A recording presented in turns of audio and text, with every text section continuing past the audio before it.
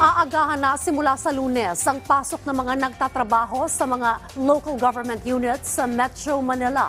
Hinihikayat rin ng MMDA ang iba pang ahensya ng gobyerno na gayahin ito. Yan ang ulat ni Joshua Garcia.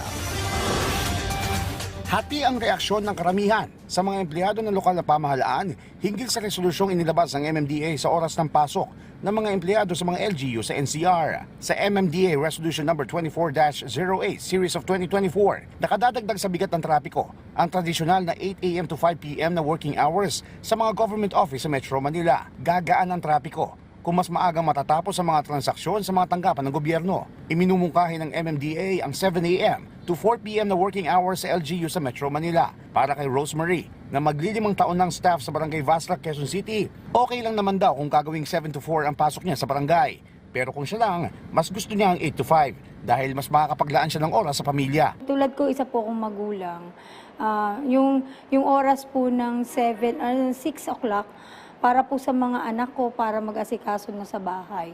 Kasi po, paalis ako ng 7, darating ako ng 8 dito po, gano'n. Parang, opo, yung time po para sa family, may bibigay ko muna po bago ko pumasok. Pero para kay Daniel, na higit 1 dekada ng empleyado ng barangay Matandang Balara sa QC, mainam kung mas maagang papapasukin at makakauwi para hindi sabay sa rush hour. Nakakatulong yun kasi yung iba, ang pasok alas 8 hanggang 5, di ba?